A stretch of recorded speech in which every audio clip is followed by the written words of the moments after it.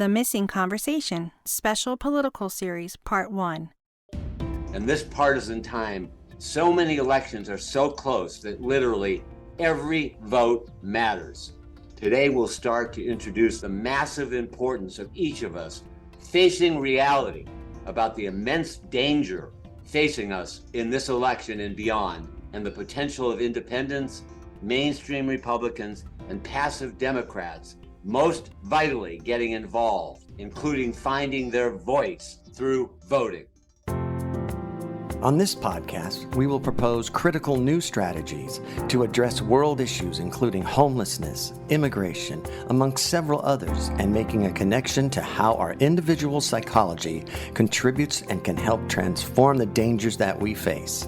We will break from traditional thinking as we look at our challenges from a freer and more independent point of view. Your host, Robert Strock, has had 45 years of experience as a psychotherapist, author, and humanitarian, and has developed a unique approach to communication, contemplation, and inquiry, born from working on his own challenges. A very warm and passionate welcome back to the Missing Conversation. In about a month, we're going to have one of the most consequential elections of our lifetime. Perhaps aside from the rejection of Trump and the election of Joe Biden in 2020, the goal of these next few Missing Conversations will be to discuss the importance of doing whatever you can to not only vote, but help to get out the vote.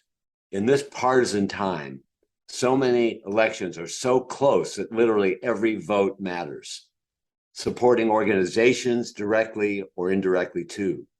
Today, we'll start to introduce the massive importance of each of us facing reality, that we will reveal the details we perceive about the immense danger facing us in this election and beyond with the MAGA Republicans and the potential of independents, mainstream Republicans, and passive Democrats most vitally getting involved, including finding their own voice through voting. I'd like to start out by introducing Dave, my partner at the Global Bridge Foundation and my best friend for over 50 years. Robert, thank you. I, without delay, just want to jump right in. So I want to give what might amount to a disclaimer that my passion might very well sound like anger. And if you just hear my tone, it's very intense. But I want you to understand that it's really rooted in a plea for our shared love of democracy and our shared love of the part of America that is the hope for democracy. So I'm asking you to assume the goodwill and the message, whether you're a Democrat, whether you're a Republican, whether you're an independent, there's a plea for you to hear the sincerity of the urge that it lives inside all of us, and that the passion not be misheard as anger, but heard as a passionate plea to really support democracy, not only for a country, but for the world as well. So this is not only about being a Democrat. It's about seeing clearly enough, but seeing as we will attempt to make clear it's a vote to allow our very way of life to continue to exist. We're really looking at seeing that our very way of living is being threatened. Have any of us really let in that our very way of quality of life is profoundly threatened? It's almost unfathomable, even after all we've been through, all we've seen, all that looks like comic books and horror stories. Most of us are in a state of shock, and it's important to recognize that you're in a state of shock. I'm in a state of shock, and that we shake ourselves out of it. And we need to electrify ourselves into action. This is about democracy and breaking free from the denial and fairy tale stories that we implore you and all of us to get involved. This is really because of the Trump MAGA domination of the GOP that this is such a crucial time. Trump's corruption, lies, especially the big lie, and the 2020 election being fraudulent, and authoritarian ambitions, which are very well documented. I want to make it very clear, and both Dave and I want to make it very clear, that we are making a big distinction between MAGA Republicans and Republicans. There are plenty, the vast majority even, of Republicans that are good quality human beings. And we're talking about the 20 to 25% of hardcore MAGA Republicans that seemingly are caught up in their unconscious or are simply supporting a dominating power grab. And so please hear this, those of you that are Republicans, that this is in support of you, in support of your quality of life and the quality of life for your children. Yeah, I think you're underestimating. I think it's more like over 50%, maybe as much as 2/3 of people that identify as Republicans. That number is larger is because a lot of people that were identifying themselves as Republicans are now identifying themselves as independents. And so it is a scary time. It's as much turning away and being in denial as it is shock. I want to scream out loud throughout this entire podcast. Go for it. I just did, and I will. I'll continue to. All right. The reason why I say 20% is because I am really assuming that there are a lot of people that are acting in a certain way, but have a private awareness that they realize that a part of Trump is insane.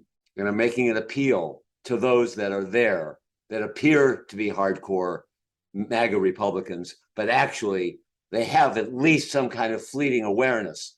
So I'm making an appeal to there. It doesn't matter. I want to assume the largest percentage possible of people that are reachable. So relating to those of you that are asking for proof that Biden won the election or believe he didn't, and even with the enormous amount of Republican judges that voted against fraud in 60 plus cases he brought. Of course, there was also Barr, who validated that the election was fair. And again, more denial and denial. Who of you can deny that Barr was hardcore in support of Trump? And even he was someone that would not go along with it because he found a level of integrity, which kind of furthers what I was saying earlier. There are a lot of people that appear to be hardcore MAGA Republicans, but they know somewhere in their semi-conscious, they have a fleeting awareness. This guy could be insane. This guy could be a dictator. This guy could end our democracy. Can you see that and say that to your friends and your friends of friends and spread the word to others and be a mouthpiece to get others to vote and act based on pictures and innuendo conspiracies, which is all the MAGA conspiracy theories have. The news that they give is based on, as they would say, fake news. And so much of our fate is in jeopardy. They operate from gut feelings that are so frequently the source of so much denial. It's like our relationship to money and death and power and control. It's all gut feelings. There isn't a witness. There isn't a seeing that what is going to serve our world to survive. It's like going into the past and seeing the source of war and seeing how much anger is out of control and allowing ourselves to see that we can't operate from these gut feelings anymore. Even if your gut feeling are for Trump, you've got to take a look at a lot of things that we will be presenting to you.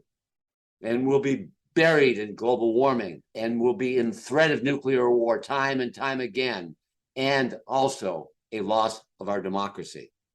I think it's important to elaborate, if you would, a little bit on gut feeling. Gut feeling is something, it's a term that people also honor getting in touch with. It does have its place, and I don't think you mean it in that way. So many people have been misguided. And frankly, I think it started in the 60s, where gut feelings were viewed as the truth. But I'm talking about gut feelings that are just emotional reactions that I feel it in my gut, as if that's some kind of sacred place, as if that's some source of wisdom. And that is the source at this point of moving us toward the death of our democracy. They have a gut feeling about Trump. I actually will confess, in the early days before Trump got elected, I had a gut feeling that I wanted Trump to be someone that was going to stir up both the Democratic Party and the Republican Party. And I was rooting for him to be somebody that he wasn't. And then I looked at that gut feeling and I realized after I heard what he was really saying that he was really clinically having a character disorder that was so severe that it was Hitlerian, that it was like Idi Amin. It was like rooting for something that was a reflection of my stored frustration and anger throughout my life of wanting politics to be sane. And so this gut feeling misguides us in so many areas that you've got to look at your gut feelings and say, is this really true? And not allow yourself to go with what we'll be talking about a lot later, which is that many of our gut feelings need to be looked at with our clear awareness and say, is this based on the truth? Trump is a would-be Putin. Didn't you see in the meeting with Putin in Helsinki when he was questioning the intelligence agencies about whether there was interference with the elections, those famous words, I don't see why he would, and implying lie. Are you kidding me?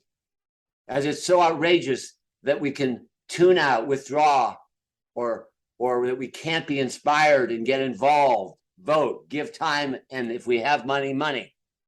It's our whole life that almost all of us have known that is in jeopardy. How many of you saw this when he acted like he was an unintelligent 4-year-old? I can't see any reason why he would lie. I can't see any reason why the intelligence agencies would be telling the truth, only because that's their whole job and it's what we've relied on throughout our country's history. And it's led us to be the beacon of light for the world, even with our imperfections. Even more extreme, the support of the neo-Nazis and their racism on top of it. The history of racism, misogyny, and law-breaking on an industrial scale by President Trump.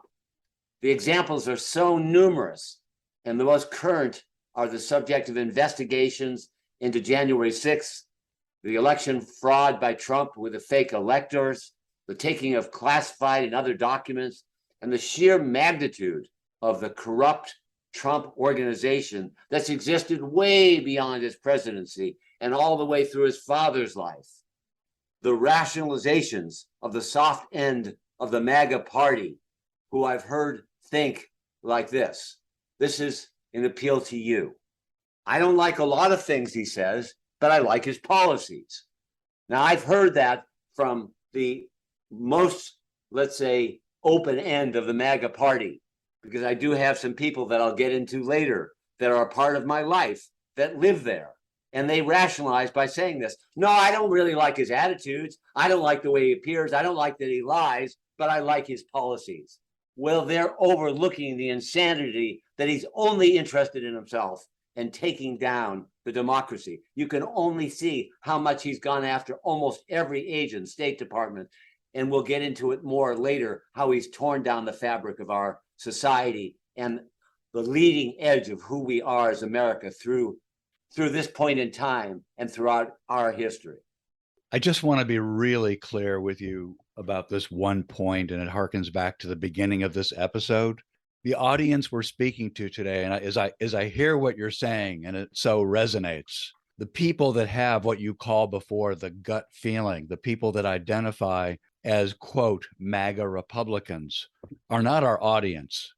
There may be that sliver of people that have not become independents, that are people that are Republicans, that are tolerant, that are saying, I'm going to vote Republican regardless.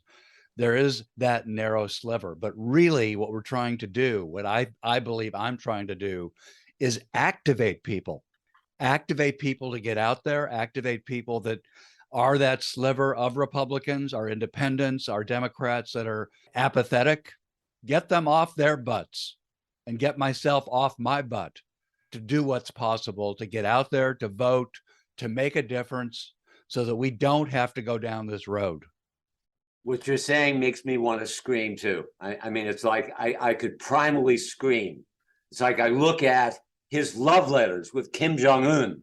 Who among you that's listening right now How can you possibly tolerate it? This guy's got concentration camps. This guy is a Hitler, and he's talking about love letters. How is that not enough? How is that not an indicator that we are a part of, whoever is a part of supporting Trump is a part of supporting Kim Jong-un? He's claiming to be in love with him. He's living as a delusional 4-year-old. And his ongoing obsession with pleasing Putin, his authoritarian drives are so apparent, culminating in what we see Putin doing now in Ukraine with war crimes, annexations that are completely bogus, and threats of nuclear war. Can you pause and take that in? Threats of nuclear war, intimidating the world, not caring at all about the impact of, if he makes threats, doesn't that lead to others making threats of nuclear war? Doesn't that mean our whole world is endangered? When he claims annexation, when more than half the people aren't for Russia, significantly more people than half are not rooting for Russia. Can you not see the protests? Is that one of those things that you say, well, I don't really agree with it, but I still like his policies? Yeah, he may make you more money. That's the one thing he may do for rich people. But beyond that, he is in it for himself. He's into making money. He's into being stronger and more in power than Putin. He's into being stronger and more power than Kim Jong-un. Is that not obvious to you? It obviously is not obvious to you. But this show is an attempt to try to make it more obvious to you. And as Dave said, more obvious to the passive Democrats. This is not an election that you can sit out. If Trump were president, as all MAGA Republicans and many other Republicans think it should be the case now and later, he'd be fully on board with Putin. Is that not obvious to you by how much he's kissed his ass? Is that not obvious? How can he dare to criticize? How can any Republicans even have the gall to criticize Biden for not doing enough when they would be doing the exact opposite? Just pause and think about it. If Trump were president right now, he would be supporting Putin. He would be passive. He would be talking about how, well, he's just trying to get back what he had originally with original USSR. He wouldn't be going after him, and the rest of the world wouldn't be able to support it as much. And we'd be in a danger of setting off a trend toward nuclear powers that were dominant, taking over lands that they want to grab. If Biden were not there, really heroically and getting strength as he's gone along, supporting the militarization and the defensive abilities of Ukraine, we would be fucked. Harken back to just a few things that he has said. Have you let that in, that Ukraine would be the first, and then there would be the enticement for more, then China and other rogue powers that have nuclear weapons? It really is like the appeasement of the Second World War's beginning. Can you really let that in? And if that doesn't light fire in your belly, then you honestly are a part of someone that's supporting. If you don't get out there and vote, every single person that's hearing this and beyond, if we aren't voting in this election, we are doing our part in supporting a Nazi Germany in the formation. Tucker Carlson, in his statements, why is it disloyal to side with Putin versus Zelensky?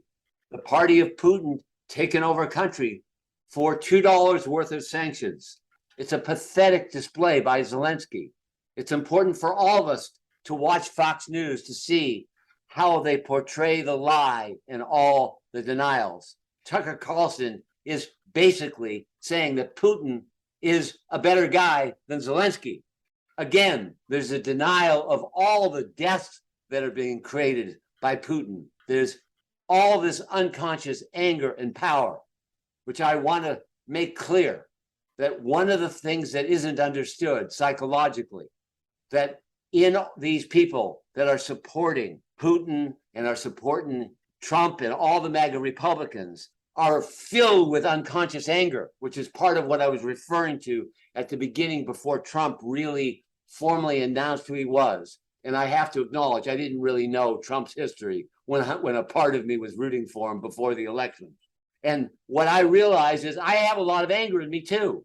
I'm angry that there's been war throughout history. I'm angry that our politicians aren't following common sense. I'm angry that our politicians and Democrats and Republicans are not using their own money to help the poor, that we as Americans are not doing that. I have plenty of anger. That anger goes into the unconscious. And I fully believe that you need to understand that what's happening in the unconscious of MAGA Republicans, or for that matter, all dictators that have ever lived throughout history, is a blind anger that forms as a philosophy and a rationalization that the world would be better off if I lead, because I know better than anyone. As Trump said, I know better than the generals. I know better than the State Department. I know better than everyone. I'm the best person to run the world. I'm the one that should be in control. The Attorney General should be my attorney. I should be supported because I'm the visionary of the world. I'm here to save the world. These blind instincts or these gut feelings are transferred to Trump and the MAGA Republicans that are extreme as being a power broker that will completely break up our system and our way of living. As he said, no one can lead like me. I own the Supreme Court. I own the CIA. I own the Department of Justice. I own the intelligence community. Or if I don't own them, I should own them. I should be in charge because I know better than they.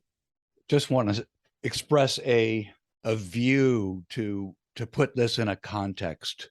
And the context is cult. The context is blind belief. The euphemism for that is gut feeling.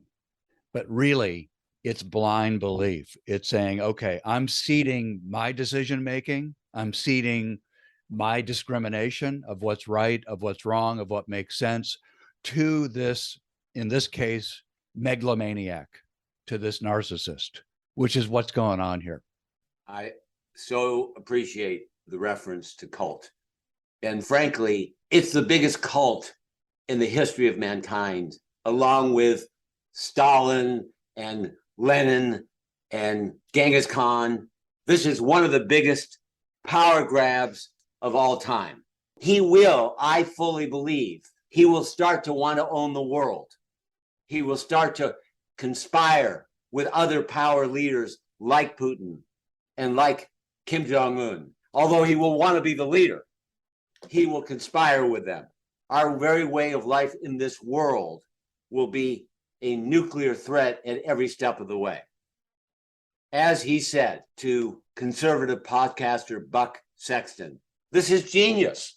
Upon seeing news that Putin had declared the independence of two eastern regions of Ukraine, Donetsk and Luhansk, and mobilized troops to the region.